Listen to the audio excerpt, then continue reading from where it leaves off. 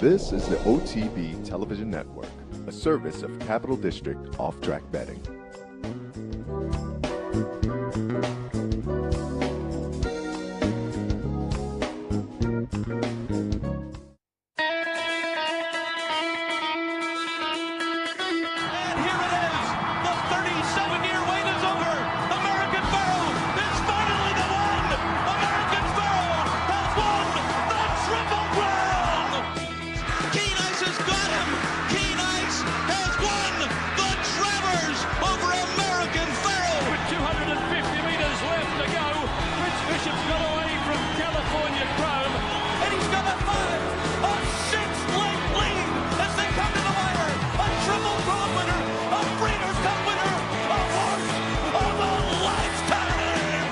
Broadcasting live from the Capital OTB studios, this is Racing Across America with Seth Merrow.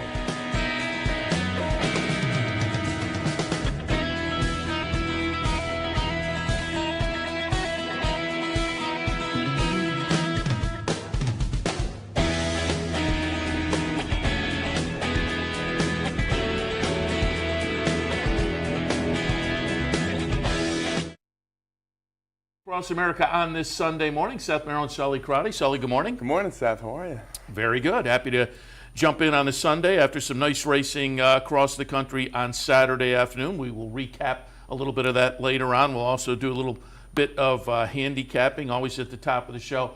Also like to thank our friends at Woodbine for their sponsorship. Woodbine, pick, bet, and cheer on great racing north of the border. And again, a week from today, and a week from yesterday, we will be at Woodbine live with the morning broadcast. Queen's Plate weekend. Looking forward to our trip up to Woodbine. They're always very nice to us up there. So again, mark that on your calendar and tune in next Saturday and Sunday for our live broadcast from Woodbine. But also next week, Ellis Park opens. And since we'll be in Woodbine, I thought we'd do a little bit of an early preview of Ellis Park with the PR manager out there, formerly from the Louisville Courier-Journal. But Jenny, I think you're working now more in retirement from the Courier-Journal than you were when you were with the newspaper. Jenny Reese joins us. I am. Yeah, I think I am. You know, the multiple hats. I have about 4 core clients. Ellis Park being one, Kentucky Downs being one, the Kentucky National HVPA being 2 more. But yeah, it's really, I'm really enjoying being on the promotion side, and you do use your journalism skills in there too. I try to be the PR person that I wanted, you know, to work with. And but boy, thinking of Woodbine, God, I'd like to get back there. I haven't been there since they hosted the Breeders' Cup, but everybody says that Queen's Plate is such a spectacle. I don't know if I could ever make it for the Queen's Plate because of Ellis, but maybe I could make it for the Woodbine Mile one of these falls. We pretty much make both trips, and they're both worthwhile, and that turf course is so unique. I remember the first time we were up there, and we've done it for the last couple of years now. I was standing inside watching a monitor for a turf race, and they turned for home, and my horse took the lead, and I said to myself, oh, nice, I'm in the lead. This will be, and I walked out because I was standing inside, but there was a door right in front of me. I walked out the grandstand, looked up the stretch, and of course that turf course is on the outside. That stretch is a mile long. I thought, I'm not so confident anymore. I like Kentucky Downs. Yeah, exactly. I'd love to go there as well. You got to come. Yeah. You got to come to Kentucky Downs. Maybe we'll schedule. I'll talk to you off camera about that. We'll get that. Yeah, schedule a road trip down there. That's probably not a bad idea. But let's talk some Ellis. Just give us the essentials first. We'll hit on some particulars as we go along. But when's the meet start, and how long does it last? Well, it starts a week from today, and it runs through Labor Day racing Friday, Saturdays, and Sundays, plus July 4th and July 5th, and then Labor Day, which is a Monday, and no racing on Saturday, September 1st, however, because that's opening day of Kentucky Downs, and Ellis and Kentucky Downs share a close relationship, and so Ellis gives up that day to Kentucky Downs. And then Kentucky Downs this year is, through the Kentucky HVPA, transferring $2.9 million total purses to Ellis Park, which really has made such a huge difference. Last year it was $1.6 million. This year, among other things, Kentucky Downs is financing 4 new turf stakes that'll all be held on August 5th and will be called Kentucky Downs Preview Day. They're positioned as stepping stones to the big races at Kentucky Downs. So very, very excited about that. But I was just, it's funny because when y'all called, I was talking to Brad Cox who will have a large division at Ellis Park. I'm actually on the backside at Churchill. And, of course, Monomoy Girl, the leading 3-year-old in your Kentucky Oaks and Acorn winner, she spent all last summer preparing for her first race at Ellis Park. She didn't race until the day after the meet, and she ended up running at Indiana Grand. But she was one of his 2-year-olds there. And, he says it's a great place to get your 2-year-olds ready, that it's a good, safe surface. And then also I was telling Brad, because, he won the Firecracker a week ago with Mr. Misunderstood. And who ran, I didn't realize it, ran as a 2-year-old at Ellis. And Equibase, Rhonda Norby, helpfully ran a program. At my request, I was wondering, the last 20 years, how many Ellis raced horses, and I was looking specifically at 2-year-olds, but I got the info for everybody, have gone on and won graded stakes. And it's like in the last 20 years, after they raced it, subsequent to racing at Ellis at some point, 236 unique horses went on and won graded stakes. Nice. Of those, I want to say, I don't have the information, there's going to be a press release coming out on it tomorrow, but 107 were 2-year-olds. And then I want to say a total of 37 horses the last 20 years have gone on to win Grade 1 races that had raced earlier at Ellis. And of those, 18 ran at Ellis as 2-year-olds. So you can really see I think it's been strengthening with the enhanced purses the last few years. But good horses have been coming out of Ellis Park for quite a while. Lawyer Ron, we forget what a nice horse he was when he was a champion older horse and won the Whitney and the Woodward stuff. Ran a couple times at Ellis as a 2-year-old. And you talked about the purse, and I was reading, because you had your media day a few days ago, so I was reading the recap of that, and Ron Gary, the owner of Ellis Park, talked about, since taking over, about a dozen years ago, when he took over, $135,000 a day in purses. Now it's $230 a day, so a nice jump up, which then translates to some of the bigger barns showing up and whatnot. And I was going to touch on that 2-year-old angle, because, boy, last year Dale had a string there, Dale Romans. He had some really nice 2-year-olds debut down at Ellis. So it's a great place to watch the babies. They would have been nicer, but a couple of them sort of didn't read the game plan and broke their maiden late in the Churchill. Oh, yeah. And so they kind of had to go to. Plan B was going to Saratoga. Plan A was going to Ellis. But they broke their maidens the first time out, so then they had to go to Saratoga because it was just too long till the 2-year-old race, which this year they're going to be August 19th. We have a 75,000 2-year-old filly stake and 2-year-old boy stake, both at 7/8. And he won it last year with Dak Attack, who subsequently was second, I want to say, in the Iroquois. And then he I think came up with an issue, but when he comes back, he's a very nice horse. But you're right, Brody's Cause was a double Grade 1 winner for Dale that got beat as a 2-year-old down there. Keen Ice got beat in his first career race at Ellis Park at 2, and then of course went on to win the Travers over American Pharoah. Dale's long been a supporter, and Kenny McPeak too. They're probably the 2 biggest cheerleaders for the 2-year-old program there, and they've probably done too good a job in leading the chorus. Oh, yeah, now they've got the tougher competition. Yeah. Definitely. Yeah, and absolutely the money's a lot better at Saratoga, but you've got to get it. And I think an increasing number of people from, that the Midwest and that live in Kentucky and stuff are saying that the expense of sending a horse up there and how hard your horse has to run and everything to try to beat Chad Brown and Todd Pletcher with their, $500,000 horses. It can really take a toll that as Dale says, if the horse is the kind of horse you think he's going to be at 2, they're not going to care where he broke his maiden. And if he's not that kind of horse, he doesn't need to be at Saratoga anyway. So I think people are looking at more as the economical way to prepare your horses. And in the wake of like Monomoy Girl, I'm kind of touting it as, prepare your future champion at Ellis Park.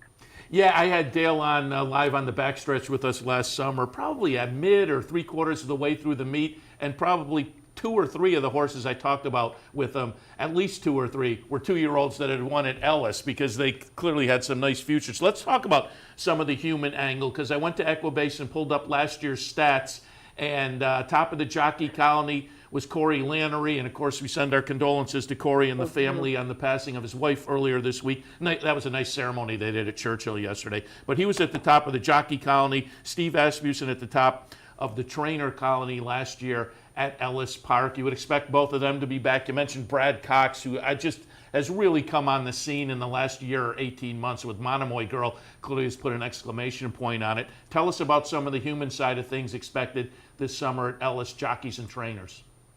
Well, you're exactly right. And I would think, Steve Asmussen's won the title the last 2 years. He's going to have a couple, 2 or 3 barns full. I would expect he would be very tough in the trainer standings. I think Brad Cox, who was right there, Brad won 3 stakes. 3 of the 6 stakes last year. There's 10 stakes this year.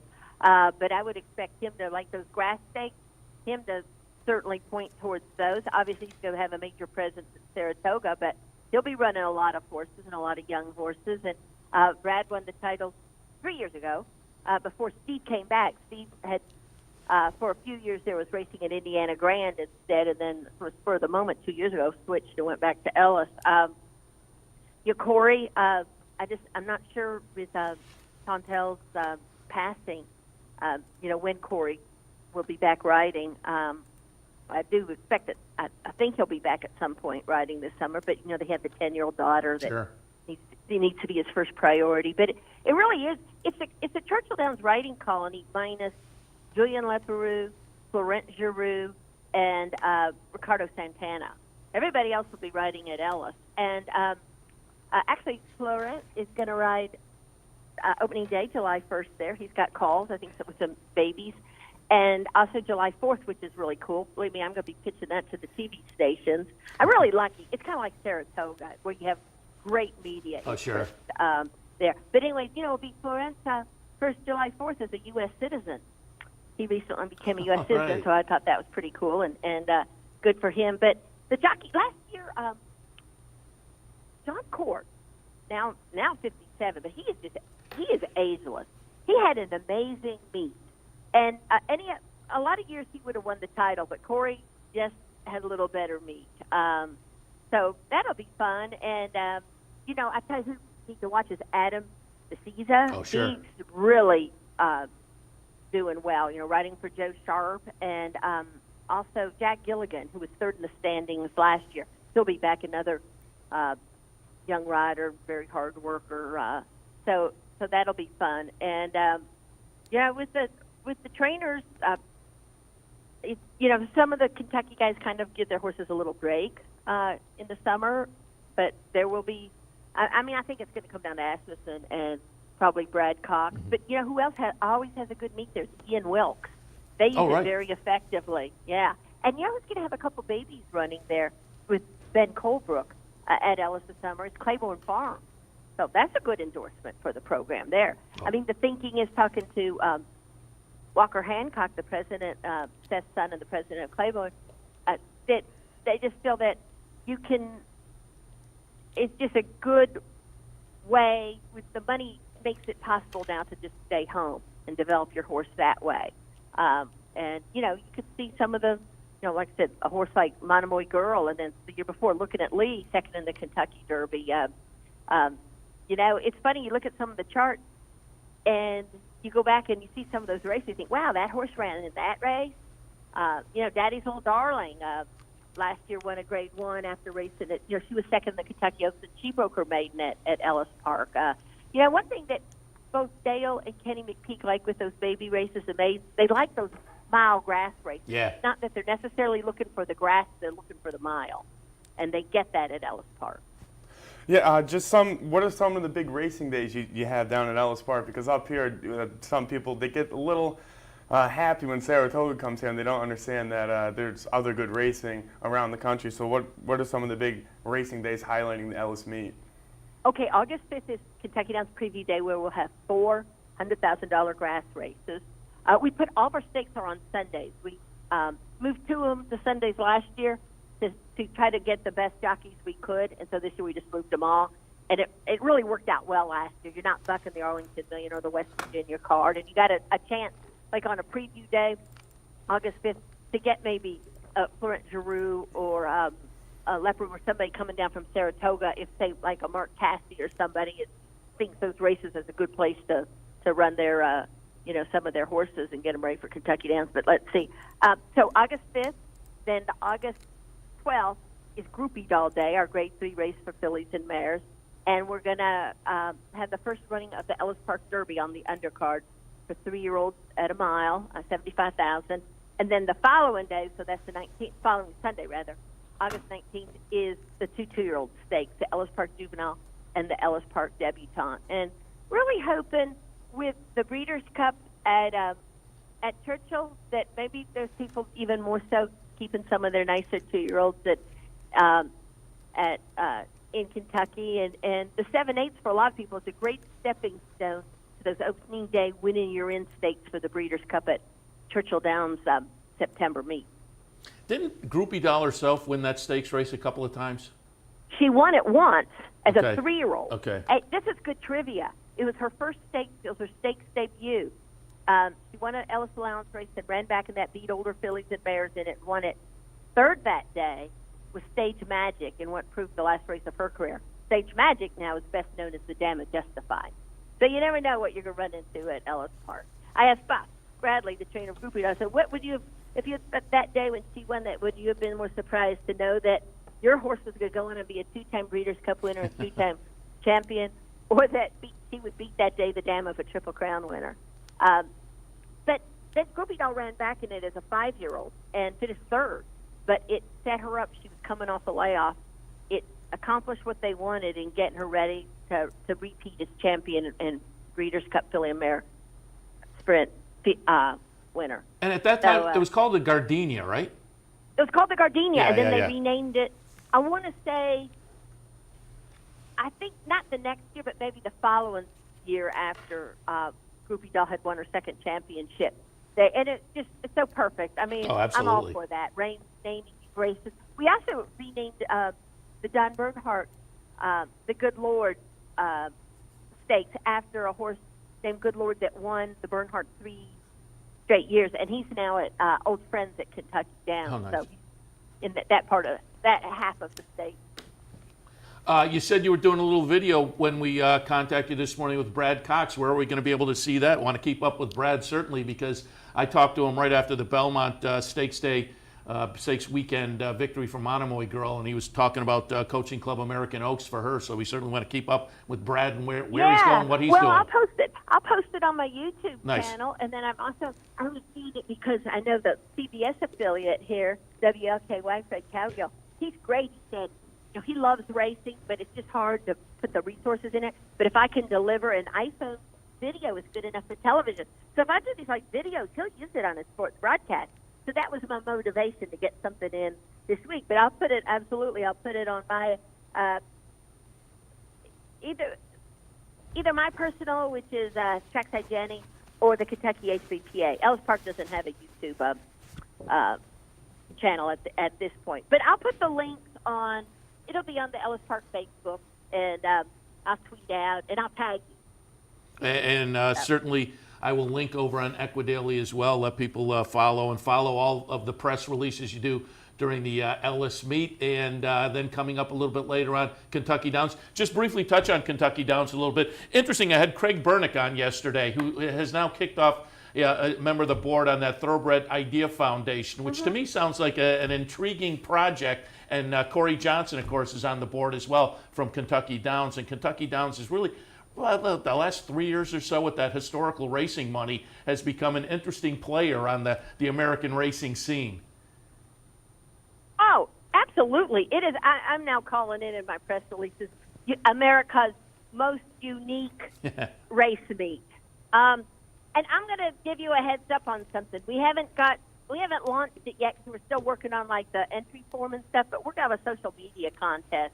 This is what I love about working for Kentucky Downs. You come up with an idea and then you're like, okay, yeah, work on the details and let's do it.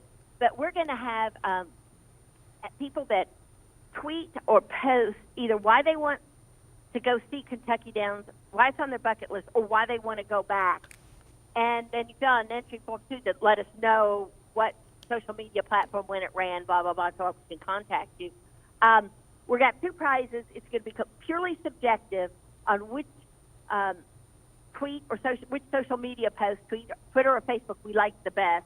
That we based on whatever criteria we decide, originality. It could be actually based on sequence of posts, but we're going to have two grand prize winners. One within 200 miles of Kentucky Downs. That'll be our local winner. They'll get hotel up to 5 nights and $1,000 betting voucher plus 4 tickets, in one of the tents. And then we're going to have one for outside 200 miles. Airfare for one up to 600, up to 2 people for $1,000 and a $500 betting voucher. So, love to have your followers and stuff all, Oh, absolutely. see Yeah. if they can win a trip to Kentucky Downs. Yeah, let us know when the details are finalized and how people can enter. And I've been threatening to get on Twitter for a while now. Maybe this is my impetus. Am I eligible? Yeah, you're not an employee of Kentucky Downs, sure you're eligible. Yeah. Okay. Well, as I said, now I have the impetus to jump on Twitter, get my trip down to Kentucky Downs. But again, let us know when that gets finalized. We will certainly alert our viewers here, and I'll post it on Echo Daily as well. Yeah, But I'm hoping it's this week. The thing is, one thing, I'm tech challenged. So we get to a certain point, then it's like, oh, now how do we make this part of it work? How do we make this entry form work? So that's what we got going on now. there are people who know all that stuff. There are 12-year-olds who can fill you in on all of that stuff. I know. Well, see, I'm at a disadvantage. I don't have kids. Yeah. So I can't just, I don't have a built-in expert. I hear you. I hear you. Believe me. Jenny, as always, appreciate the conversation, and we're looking forward to the Ellis meet throughout the summer. Again, familiar names for folks up here, Asmussen and Dale Romans and those kind of players, and nice 2-year-old racing as well as the rest of the card. So, again, really looking forward to the Ellis meet. Just wanted to alert our viewers as they kick off next week with a little bit of a preview today. As always, Jenny, appreciate the visit. Well, really appreciate it, Seth. It's always entertaining. Jenny Reese, and again, you can follow her on Twitter at Trackside Jenny. Jenny, good morning. Jenny Reese from Ellis Park, also Kentucky Downs. Right. As they say, she's busier now in retirement than she was when she was working for the Louisville Courier-Journal. All right, we'll take a break. When we come back, there was some nice stakes action yesterday. The Ohio Derby, going to take a look also at some of the races from earlier this week at Royal Ascot, the San Carlos out at Santa Anita. And there was an interesting little race potentially on the 3-year-old turf scene at Canterbury. We'll hit on that as well. A little bit later on, we'll do some handicapping. So all of that coming up right after this. Stay tuned. What are the races you're going to...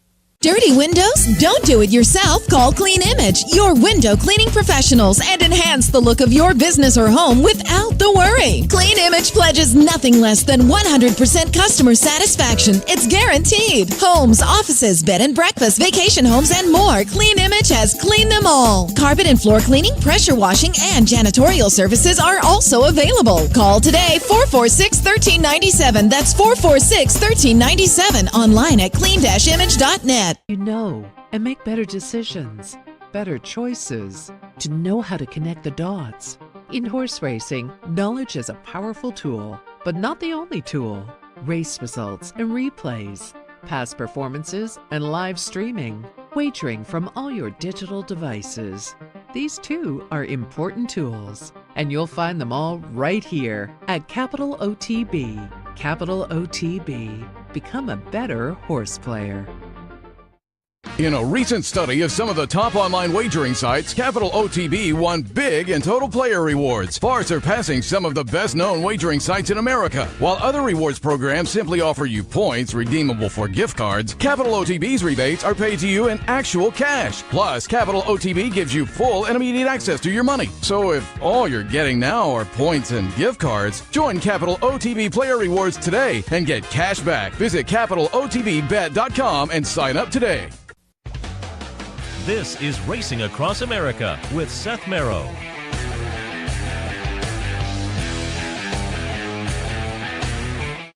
Welcome back to Racing Across America on this Sunday morning. Seth Merrow and Sally Karate do want to give you a programming note. There is an extended card at Santa Anita this evening, so we will be taking nighttime thoroughbred racing, not just Santa Anita, but all the thoroughbred tracks running on this Sunday night at Capital OTB. You can watch them also here on the network, so keep that in mind. Nighttime thoroughbred racing available tonight at Capital OTB. And people occasionally write in when we don't have the thoroughbred racing some nights. It's just a quirk of the law. We would love to take it every night, but there's some restrictions as far as the harness racing, and there's payments that have to be made and whatnot.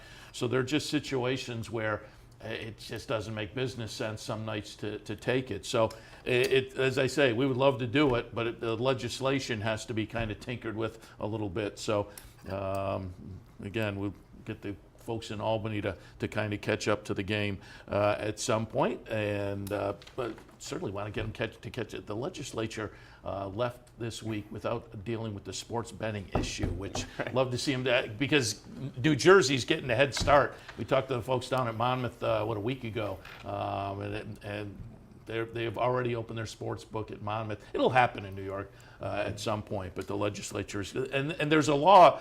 They were kind of forward thinking about 3 years ago. They put a law on the books, but it has to be tweaked up a little bit, and they just didn't get to it at this session. So again, we'll keep our fingers crossed when they come back next time that's on the agenda.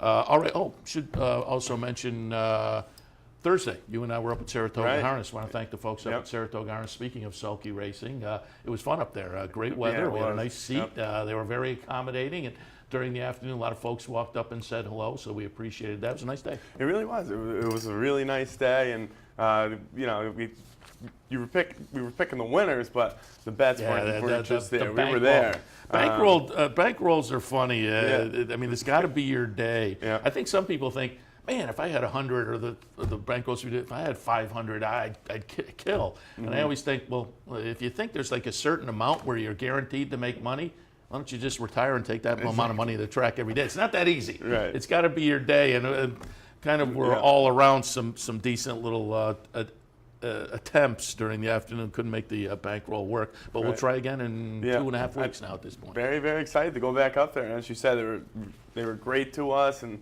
it was just an absolutely gorgeous day. And we were right in the front of the grandstand, a front row box, so it was perfect. And we had a great setup. Everything went well, so I'm looking forward to going back up. Nice way to spend the afternoon. And don't forget, they're racing this afternoon if you don't have any plans. All right, let's go back to yesterday and take a look at some of the racing action. Talked to Tommy Amos on Racing Across America yesterday. He had Lone Sailor. We're going to watch the stretch run. I had Flame Away over Lone Sailor, over Core Beliefs, over Title Ready. 1, 2, 3, 4. That's the way I saw them. Core Beliefs, though, I mean, these 3-year-olds, you just have to pay attention when they come from the West Coast. Core Beliefs was the Peter Yurton runner. Going to be the number 10 horse. A nice late run to get up by a nose over Lone Sailor. Lone Sailor's the 3. And there's a moment where you thought, oh, Lone Sailor is going to be in very, very good shape in this situation and get it done as he comes up the rail here and seems to go by Core Beliefs, but then Core Beliefs surges again to get up late and win by a chart margin of a nose. Trigger Warning 3rd, Title Ready 4th. Flame Away was the disappointment. It was out kind of dueling early out on the front end, but that's typically his style.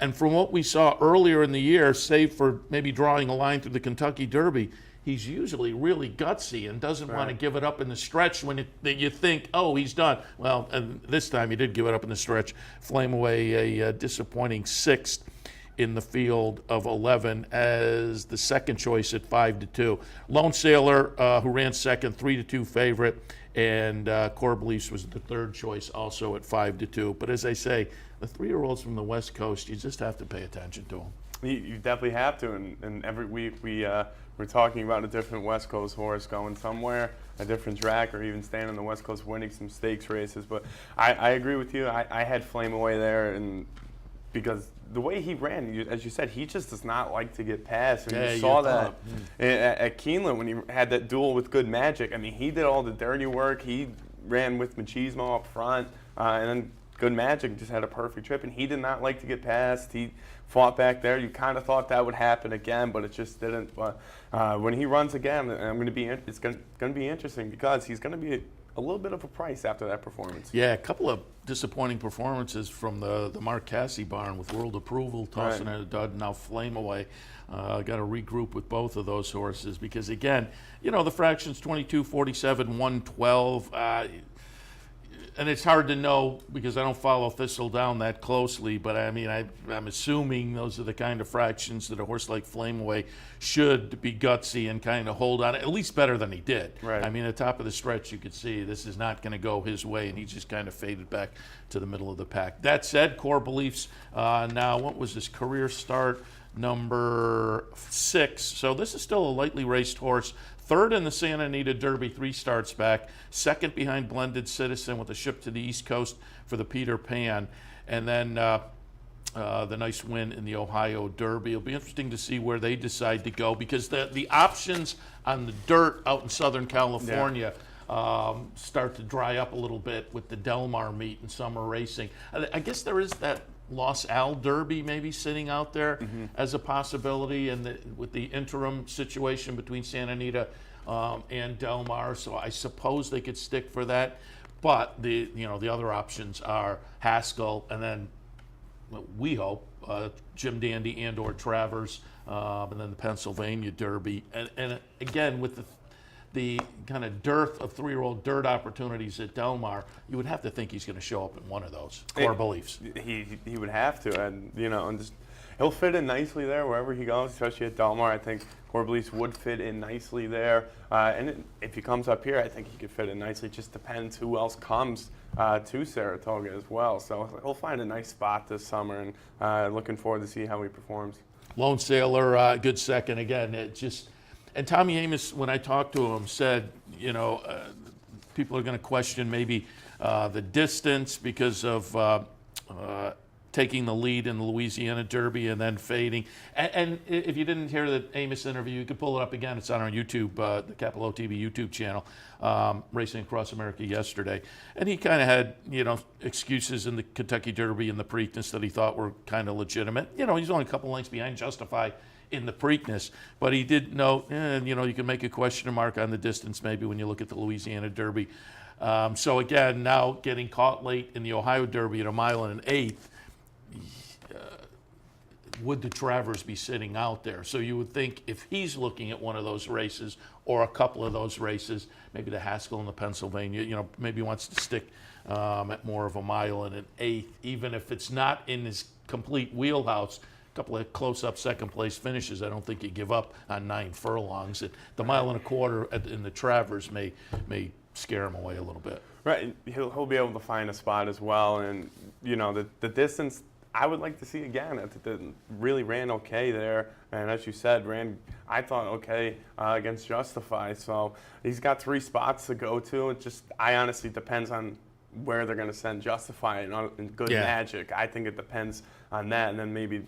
If they want to go against them, they can, or they can pick one of the other 2 spots available. So. And they could shop around too. Right. Those things like the West Virginia Derby and the kind of second tier that offer decent money. That's also options for some of these types of horses. All right, let's go back and look at. I pulled up 3 from Royal Ascot that I thought were maybe of interest and would be of interest going forward as horses to kind of follow internationally and potentially, certainly right back here in the United States.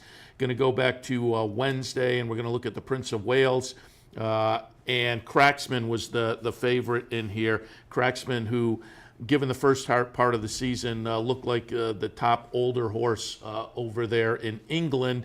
Had a little tough race, let's say, in the race just prior at Epsom, and people wondered about Cracksman because of that. Cracksman's the number 2 horse, and will get passed late by number 6, Poet's Word.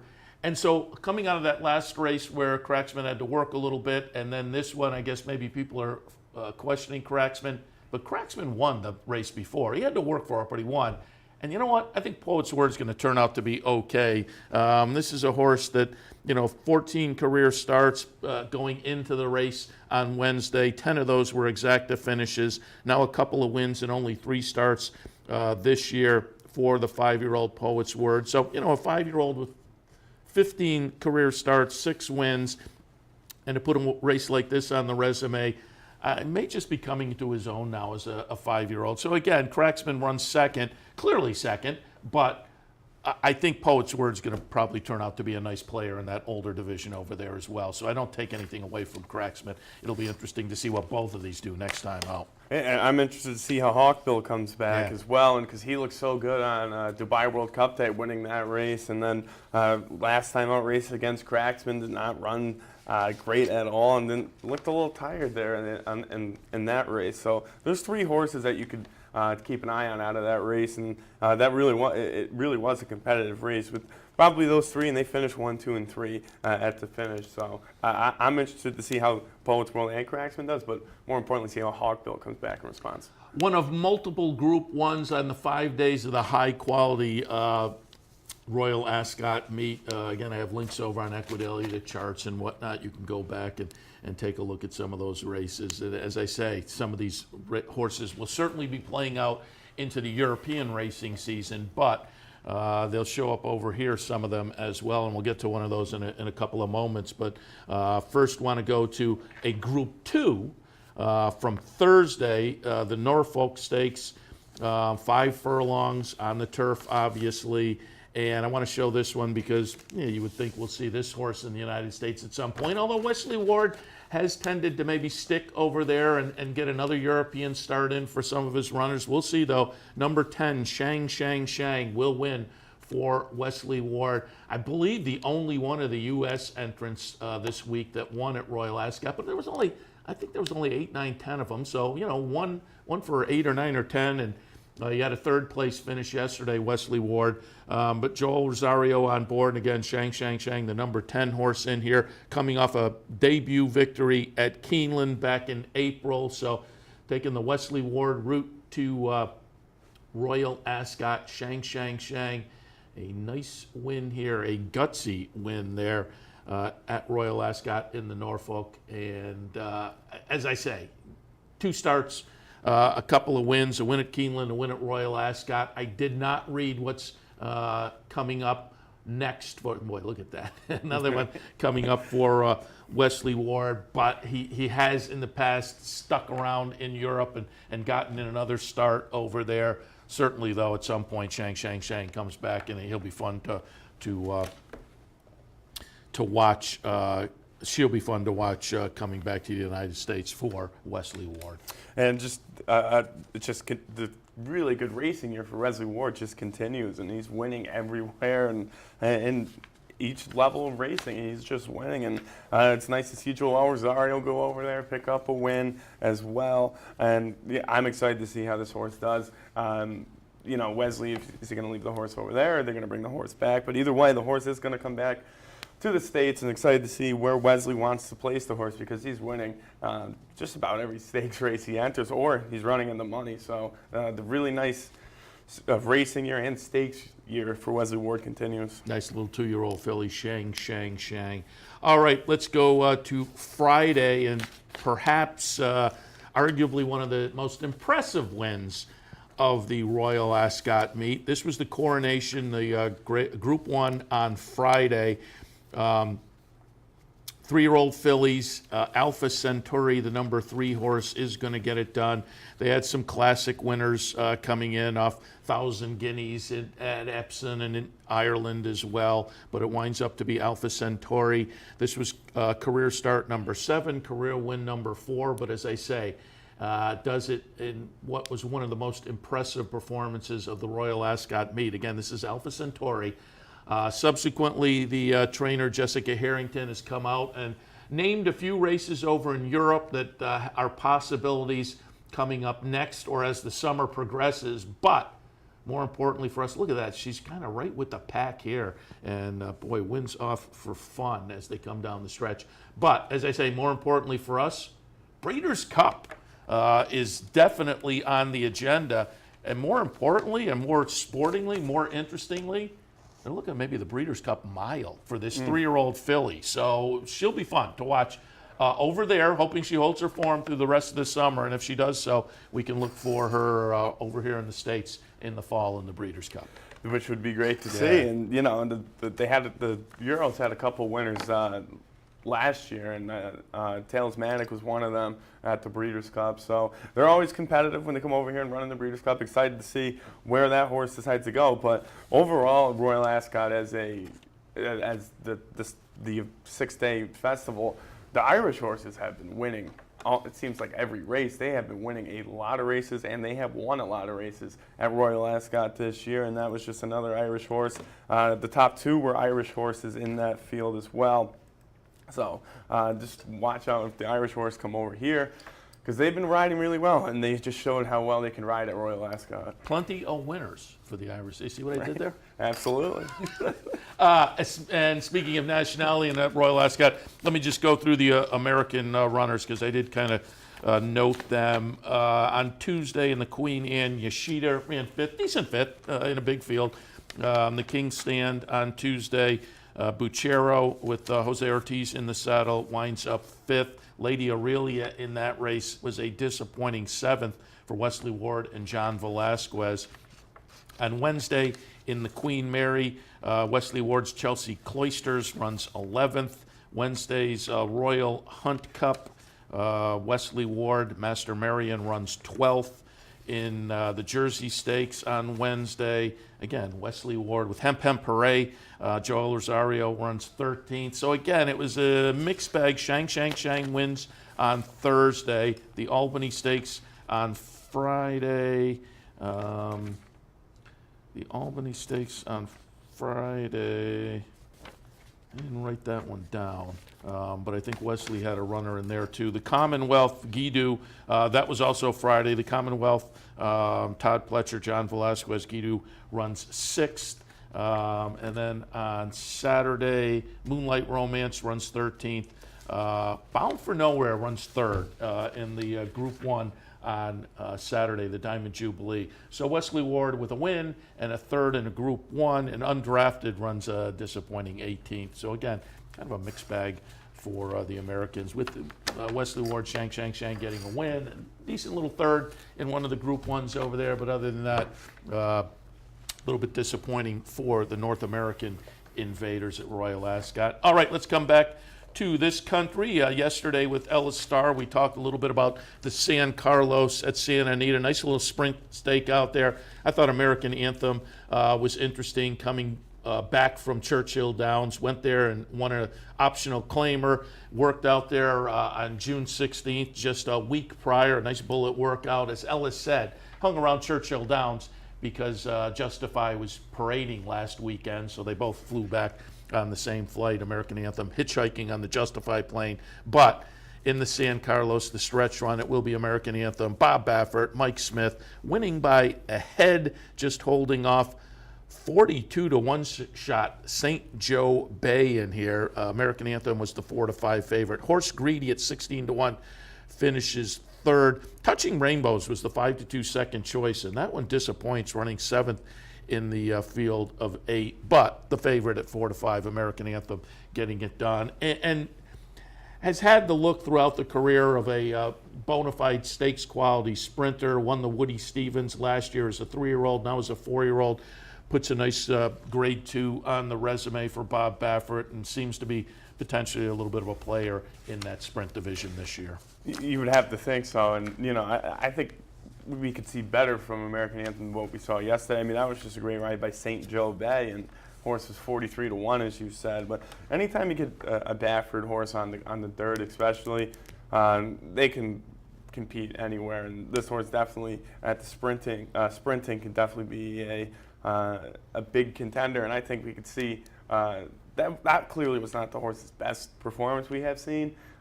So I think there's a lot more to expect from that horse and Mike Smith.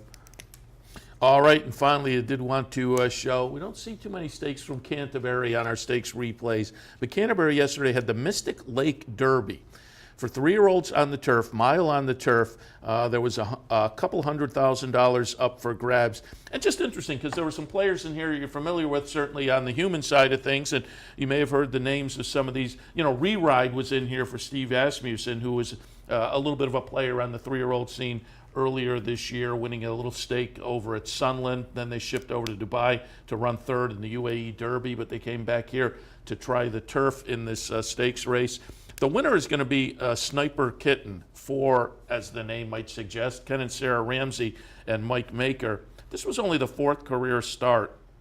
A win 2-back at Gulfstream, a win in an allowance event last time at Keeneland, and now puts a stakes race on the resume. You can see the Ramsey colors there. Number 10, Sniper Kitten, over number 2, No Brag, Just a Fact, at 42-1. That was kind of the home, or one of the hometown horses, having won the previous race at Canterbury, running third. Captivating Moon. Captivating Moon was the 5-2 favorite for Chris Block, coming out of a second place finish most recently in the American Turf behind Maraud down at Churchill Downs. So logical favorite there, but can only wind up third. And again, give it Sniper Kitten 10-1 on the morning line. Eventually went off at 7-2. So the betting public liked that Ken and Sarah Ramsey, Mike Maker combo there. But being only the 4th career start, this horse should be a player in what I say many, many times is a fun subdivision of the 3-year-olds on the turf, Sniper Kitten. Yeah, and the horse looked like might have, could have lost that race, but found another gear and got the job done. And as you said, from 10-1 to 7-2, they were right on at the betting public. So that was a really fair price for that horse at 7-2. That was a great betting race as well. As you said, the favorite went off 5-2, I believe. So that was a really nice ride. Watching that race yesterday, I didn't think the Sniper Kitten would get up. Looked like it was fading a little bit, but found another gear and got it done pretty impressively. Yeah, it does get it done. Tyler Gaffleone on board Sniper Kitten. We'll see where they go next. Ken certainly has a string up at Saratoga, and there's races like the Hall of Fame maybe sitting out there for 3-year-olds on the turf. We'll see how it plays out for Sniper Kitten going forward. All right, we'll take a break. When we come back, a little handicapping for this Sunday afternoon. Stay tuned. Birdstone is an outside front. They're coming down to the finish. Can Smarty Jones hold on? Here comes Birdstone. Birdstone surges past. Birdstone wins the Belmont Stakes. 24 hours a day, 7 days a week, OTB TV is the Capital Region's choice for the most comprehensive and informative coverage of thoroughbred and harness racing. OTB TV is the only area network delivering a steady viewership, reaching more than 540,000 households throughout the broadcast day and into the evening. Capital OTB's digital presence also plays a tremendous part in getting your message in front of potential customers. With more and more wagering moving to online, CapitalOTB.com can put your message in front of thousands of potential customers 24 hours a day. And with the addition of our new mobile app, new customers will see your message on all their digital devices.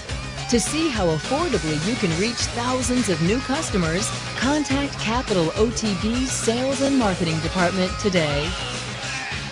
You're unbelievable. Are your favorite tracks in Florida, but you're in upstate New York? With Capital OTB, Tampa Bay Downs and Gulfstream Park are closer than you think. With more than 60 easy bet and branch locations throughout the region, you're just a short drive from all the top tracks across the country and around the world. For a complete list of all easy bet and branch locations, visit CapitalOTB.com. This is Racing Across America with Seth Merrow.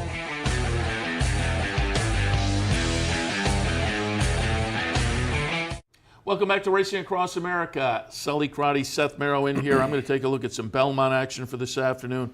Sully is going to take a look at some Woodbine action, a little appetizer for our trip up to Woodbine next week. We'll kick things off. Race number 5 at Woodbine. It's an allowance, non-winners of 1 other than 8.5 furlongs. Yeah, pretty nice race here, race number 5. I went 3-7, 4-1 in the 5th here. I went number 3 on top, 10-1 in the morning line. Gary Barber, Mark Cassidy, good combination there. Patrick Husbands aboard, really nice meet for Patrick Husbands, winning 22% of his races. Horse ran in a couple optional claiming races the last two starts, ran in the grade 3 stakes, 3 starts back as well. Is going to come back to Woodbine for the first time since October. Went to Keeneland and Churchill Downs. Really didn't run well in those races, but has raced against some really nice horses throughout the career. Last time out, raced against King Zachary, had the lead that day. Just a little bit too fast fractions for the horse to win. King Zachary, as we know, just won last week in a stakes race at Churchill Downs. Also, first time start, this horse raced against Catholic Boy. We all know what Catholic Boy was capable of doing and how this horse has progressed throughout the career. So this horse is racing against a much better and really did not run bad last time against King Zachary. You're getting a really nice price for a nice jockey up and nice connections there at 10-1. Number 7 in the second spot, Giant Dreams. This is the 2-1 morning line favorite, and a horse that looked great breaking the maiden last time out. Took a lot of money, went off 6-1, but took a lot of money that day. And now you're getting 2-1, too short of a price for me. A lot of horses, several of these horses are dropping down to this allowance level. This horse just looked great last time out closing, but 2-1 is just a little too short for a horse that just broke the maiden. And then number 4 in the third spot, that's Amber Wood, 12-1 on the morning line. Horse that loves the Woodbine surface, 8 times in the money, even 14 starts, loves running at the distance, so just a nice play underneath. This horse is going to be coming late. This horse closed in an optional claiming field 2 starts back in a slow half mile. Sid did the same thing, 3 starts back as well. Horse second time off that long line since December should be much more improved. So this horse likes the distance, can close in fast fractions. So you're getting a nice price and consistently runs in the money underneath. So you're getting a nice price at 12-1. Try to complete some trifectas and superfectas. In the fifth, I went 3, 7, 4, and 1. Seth's going to look at Belmont Park. The fifth race at Belmont. This is a state-bred maiden claimer. They'll be going 6.5 furlongs. Take a little shot with a fresh face in here and see if we can make a little something happen at a 5-1 morning line. I have 5, 6, 10, and 3. American Ninja on top. George Weaver trains. He does very well with first-time starters, but with Majestic Warrior on top, there's a little first-out breeding as well. Majestic Warrior last year, 88 first-time starters, 15, 4, and 12. 15 wins, 4 seconds, 12 thirds. 31 in the money. Out of 88 first-time starters. So again, with Majestic Warrior on top and looking at the actual stats, a number of those were in maiden claimers. So that's the question mark here. They paid $50,000 for this horse right up here at Saratoga in August of 2016. So they paid $50,000. They're debuting for $25,000. That's always a question mark. But you know, you get a win in here, and even if the horse gets claimed, you wind up at least getting a majority of the chunk of your money back, and they may just think this is the proper level to get it done. But there's a little bit of breeding punch. The workouts don't jump off the page, but they're nice and steady. And again, I think there's nature and nurture with the trainer and the breeding. So in a field that is not, can't be classified as world beaters, I think a fresh face is an interesting way to go. And if we get the morning line price, you're going to get paid to take the shot with a horse that is certainly eligible to be live first time out. Giant Boo Boo underneath for me. The career debut was pretty good. That was for a 40 tag. Then they got ambitious, moved to the turf, and against Maiden Special Company last time, and just did not run well at all. So I think going back to the dirt and getting some additional class relief, the Tom Morley trainee, Giant Boo Boo, should be interesting in here as well. Can't we all get along in the mix off the past couple of starts, right in and around this company? Now, it was a third two-back and a fifth last time, but with numbers that compare really nicely with this particular field. Similar idea with Dab. It's a Steve Asmussen trainee. The the seasonal debut, the 2018 debut, left a lot to be desired, but there's back numbers that are okay. I'll hope we get closer to those this afternoon. But off of that first start of the season, that is a question mark. But again, the morning line is 6-1, and off of that last effort, maybe that'll hold. I think with the Asmussen name and back numbers, this might come down a tick or two, but even at that, I think we're okay. In the fifth at Belmont, 5, 6, 10, and 3. All right, Sully going to take a look at the upcoming seventh race at Woodbine. It's an optional claimer with a C condition, 6.5 furlongs in race 7 at Woodbine. 2, 7, 6, and 3 here. Excuse me, for me, I went 2 on top, 3-1 on the morning line. Josie Carroll does train this horse. Nice meet for Josie Carroll as well. This horse raced great the last 3 starts and lost to a nice horse in Pink Lloyd, who I think has won 12 or 13 races in a row. Horse is running the money 13 times in 19 starts at Woodbine, and I think if it runs like it did before, going on this long layoff against Pink Lloyd, this horse is going to be tough to beat. This horse lost to Pink Lloyd 5 times in a row, ran underneath, getting a nice price, coming off.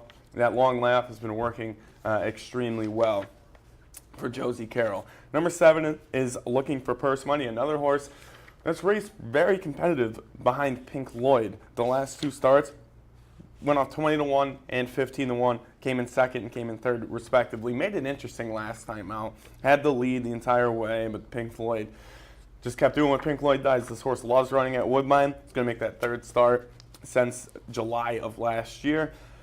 And the horse is running money 8 times in 10 starts. You're getting a really fair price for a horse that's going to get to the lead. There's not too much other speed in this race besides the 3 horse, who I also have in the mix. This horse could wire the sprint, this field at the sprint distance. And then I went with number 6. This horse probably going to take a stalking role, let the speed be the speed, 2-1 on the morning line. And the horse runs like it did last time out, a 91 buyer. And just buyers alone, this horse does stand out. A consistent 90 buyers, low 90, high 90 buyers for this horse. And has looked great the last 4 or 5 starts. So in race number 7, I went 2, 7, 6, and 3. I think you can get a price home here, again, with the number 7 underneath, Looking for Purse Money. Belmont, race number 7. This is the New York Stallion Series race. This is for 3-year-old fillies, and they're going 7 furlongs on the grass. There's also a boys' version of this in the 9th race, and I just want to mention that because Collective Effort is in there, owned by Loudmouth Racing and another group as well, Dark Horse. Loudmouth, of course, Steve Valenti, and some other locals involved. So we'll be rooting for Collective Effort in the 9th race, the boys' division of the New York Stallion. But in the filly division, I have it 5, 8, 12, and 6. Again, race 7 at Belmont, 5, 8, 12, and 6. Mentality on top. Wesley Ward runner. Just looks logical in the 3rd start of the season. A good near-miss effort in the seasonal debut. That was against Open Stakes Company at Aqueduct. Went into a little allowance last time and won that with an improved buyer number. So nice improved effort, start 1 to start 2 this season. Now comes back start 3 in the State Bred Stake and looks well spotted in here. Mentality on top. But a little bit of a price maybe underneath. I put Baby Boss, the number 8 horse. It's Jeremiah Engelhardt. Horse that probably has to step up a little bit, but the last couple showed some nice early speed. Those were in State Bred Stakes races. On the dirt, however, that's going to be the question mark. How will this horse translate the form from the dirt to the turf?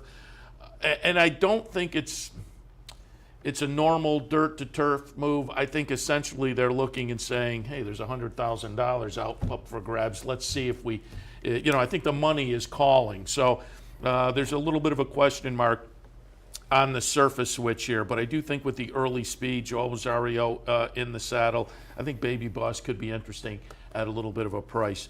3rd slot will go out to the number 12, Creasy, who, again, is on a nice pattern of improving buyer numbers.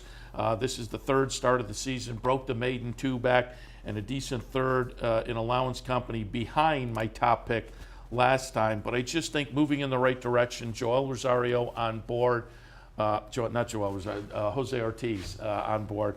I was looking at the J there. Jose Ortiz on board. And, again, just moving in the right direction to be a complete competitor in here this afternoon. We're looking at 5-1 on the morning line. I'm wondering, it's David Donk, whose horses are going really well right now, and Jose Ortiz.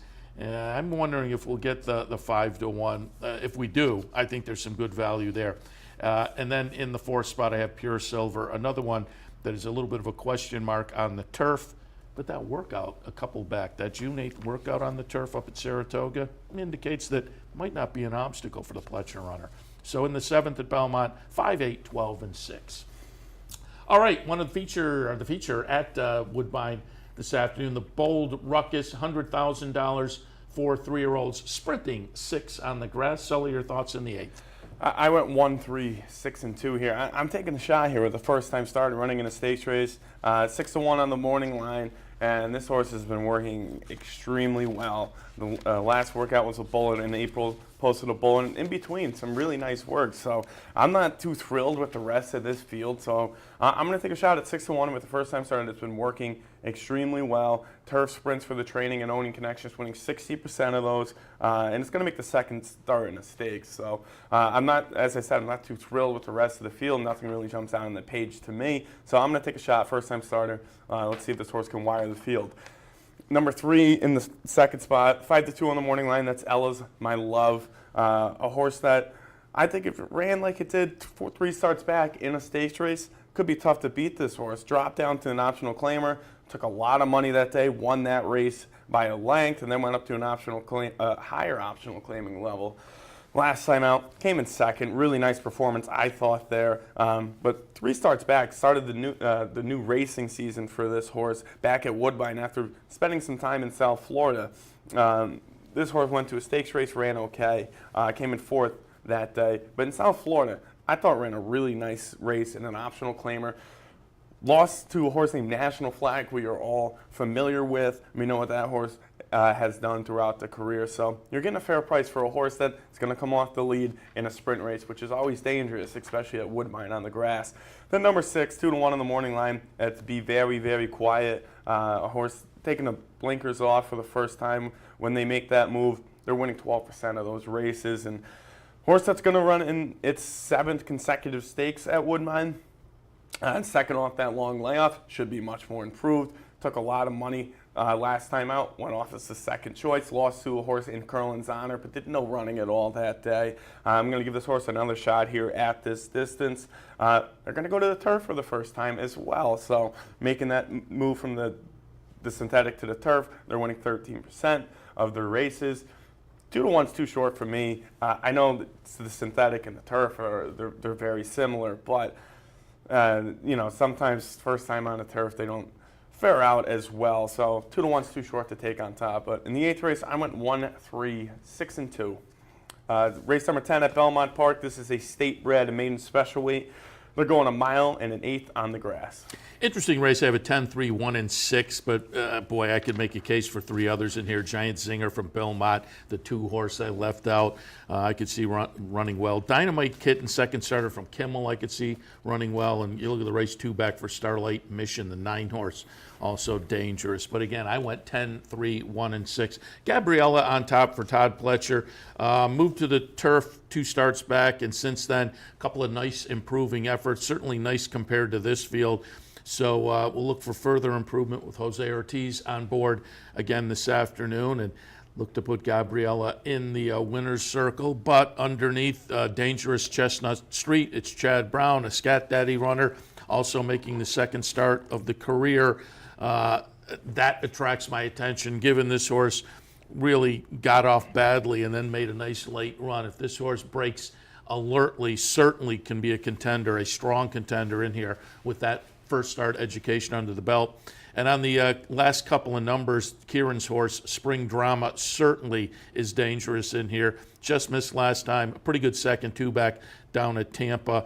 And as I say, the 2 numbers most recently really compare nicely with this group. Danielle's Pride also in for David Donk, mentioned earlier. Donk runners seem to be going very well recently. So on the 10th at Belmont, 10-3, 1-6. All right, let me just alert you to some of the promos and events. First, nighttime thoroughbred racing tonight. With the extended Santa Anita card, we will cover that and all the nighttime thoroughbred racing on this Sunday night. I said yesterday, when I was a kid, Sunday night our house meant pizza. Perfect. Go grab yourself a pizza, sit in, watch some nighttime thoroughbred racing tonight on Capital OTB TV and bet on CapitalOTBBet.com. Coming up Wednesday, a $100 NYRA Pick 5 online bankroll. Swing by the website for more information on how you can get your chance to participate. The Churchill Downs bonus continues through the month of June. Learn more on how you can take advantage of that bonus at the website, CapitalOTB.com. And Bet 50, Get 50, also continuing through the month of June. Sign up for a brand new Capital OTB Bet account. Bet $50 in before the end of the month, and Capital OTB puts $50 into your brand new account. And on the programming note, again, a reminder, Woodbine will be live next Saturday and Sunday. Should be a lot of fun. Brian Nadeau and I live from Woodbine, again, in the regular Saturday and Sunday slots. We're going to travel up, I think, on Thursday and bounce around, get some interviews on Friday to plug into the shows, and we'll have live guests as well. They always treat us well up there, and hopefully we can give you some good information on what looks to be a fun Queen's Plate weekend live from Woodbine here on Capital OTB TV. Sully, we're leaving you and Mike here to hold down the fort. Yeah, we'll try our best. I mean, but you're going up to Woodbine, so safe travels there. And pretty jealous because last time I went up there for the Woodbine Mile, it was a lot of fun. And as you said, they treat us great. So definitely enjoy that trip for the Queen's Plate. Yeah, looking forward to it. And hopefully you all are looking forward to joining us again next Saturday and Sunday morning. We'll step out now. I'm going to come back in about 2 hours with OTB Live for a Sunday afternoon. Had a pretty good day yesterday. We'll see if we can continue it on this Sunday afternoon. So you and Mike back in on Wednesday afternoon for OTB Live, correct? Yes, correct. Yep. And then are you two going to jump in on Thursday afternoon? Yeah. Because we're on the road. Yep, absolutely. All right. So looking forward to Mike and Sully coming in Wednesday and Thursday, covering while we're traveling up to Woodbine. So look forward to that as well. As far as this edition of Racing Across America, we're going to wrap it up for this Sunday morning. As always, thanks for joining us. Tune in this afternoon. We'll see if we can all make some money together. We'll see you then.